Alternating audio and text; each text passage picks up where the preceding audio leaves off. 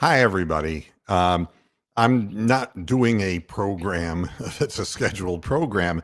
I've made a switch to fiber optic internet away from old school cable stuff, which was, from an infrastructure perspective, really making it more difficult to do a program. Some buffering issues that have been on and off, but inconsistent upload is a big part of the problem that we took care of today, switching to the, the fiber optics with Frontier. So the Frontier situation is interesting because they're on the block to be sold back to Verizon. Back when Verizon originally owned FiOS, I utilized fiber optics on the program and had no problem with it.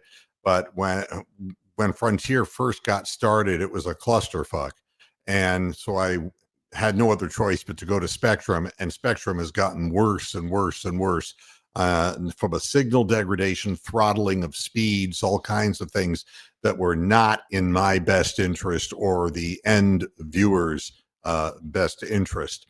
So now we're on a 2 gig up and down. There is no way in God's creation that there isn't going to be sufficient bandwidth on this program. Now, I'm not using all of that because the card that I have in my laptop is really only a 1 gig card. So if I wanted to upgrade my laptop, which I have no reason to do because it would, it's not like I have more than 6 viewers. But I want a consistent product. It's important to me that the product is consistent. And I want to make sure that audio and video are synced up. That is an important consideration of this.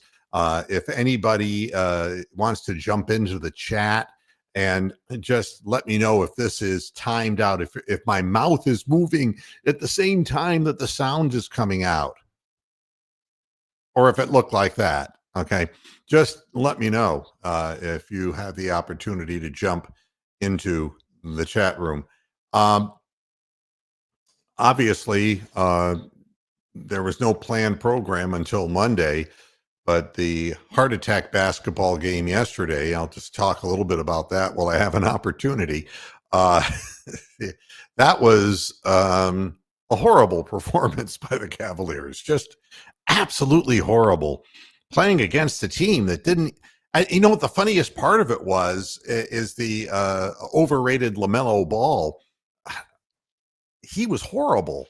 He's just a chucker. He just shoot every time he gets his hands on the ball.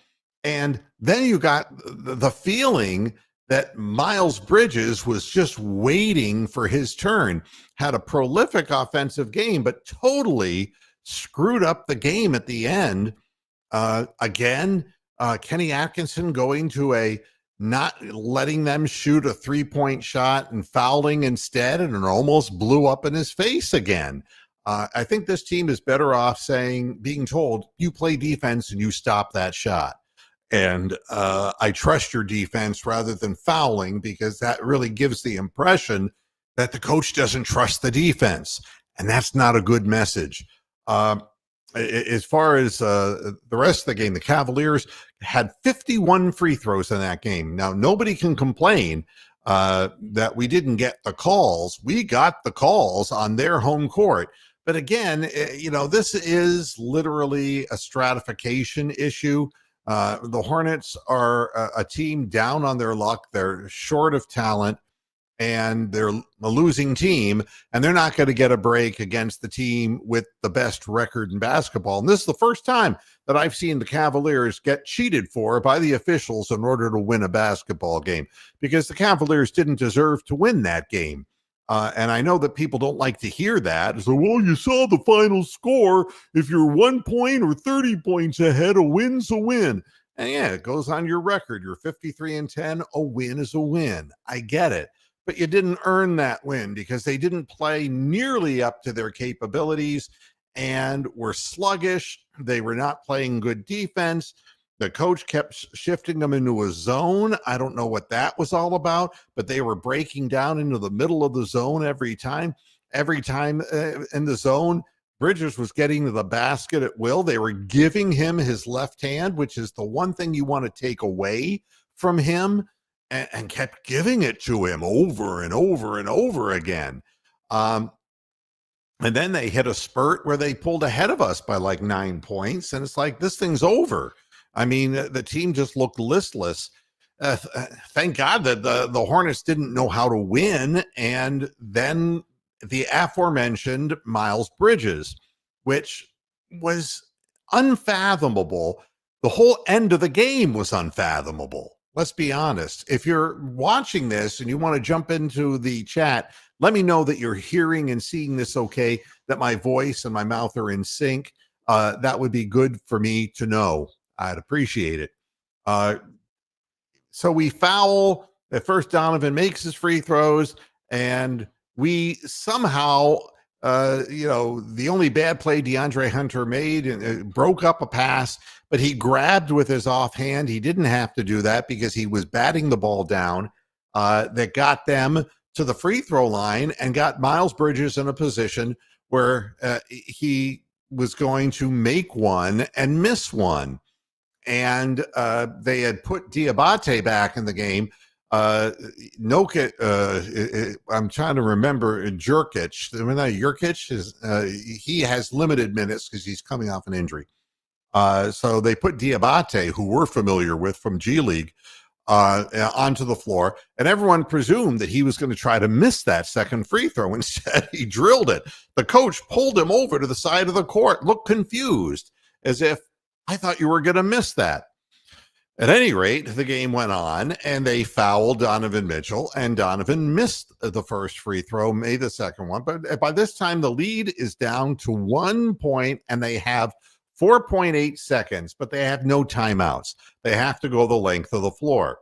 So, I mean, the first rule of thumb is you don't throw a 5-foot pass inbounds when you've got, like, however, 84 feet on a basketball court. You don't make a 5-foot pass. It's just foolishness.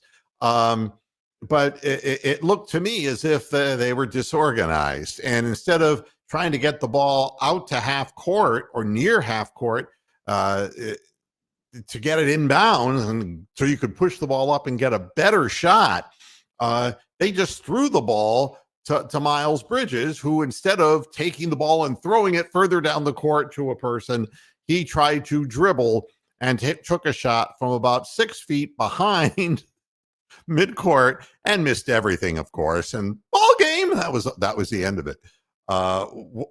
Unbelievable. It's like, what the hell is up with Miles Bridges? He just had this great game. He scored 46 points or 47 points. But at the end, he totally screwed up. Meanwhile, for the Cavaliers, the players were not real thrilled about their own performance, and well, they should not be. It was rough going, wide open shots. The only one who looked like they could put the ball in the ocean was Sam Merrill, and one remarkable clutch three from Evan Mobley, and give credit for an incredibly clutch offensive rebound and putback by DeAndre Hunter. Mobley shot tied the game at 106, and then after that, Hunter's shot put us ahead. But the rest of the players, Darius Garland got in early foul trouble. He started out the game, looked like he was going to, make it rain, and then he just collected 3 fouls early in the game and wasn't the same afterwards. Donovan Mitchell was 8 for 19, I believe, from the floor, or some such horrible thing, and he just was not on. Strus couldn't hit the broadside of a barn. Ty Jerome, we got nothing from Ty, which is like the first time I've seen that in some time. They looked like they were taking the opponent for granted, and that's never a good thing. But they escaped with the W, and that sets up the stage for going to Milwaukee, where the Cavaliers are going to have to play a whole lot better if they expect to beat the Milwaukee Bucks, and that'll be happening on Sunday, I believe, at 8:00.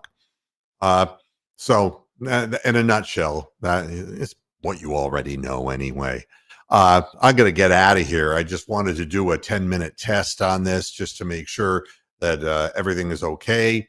and I'm going to go back and check the recording and make sure it's good. So everybody, I'll be back again live on the air on Monday at 5 p.m. Eastern Standard Time. And thanks a lot. And there's Crumbly Q. How does it look? Boy, that was a change of perspective for no apparent reason. Wow. Went into a wide view of him. Stay puff, Daddy. Crumbly, is everything audio-wise good? Is my mouth moving at the same time as the words coming out? I just want to make sure. Good. Thank you. I appreciate it, buddy.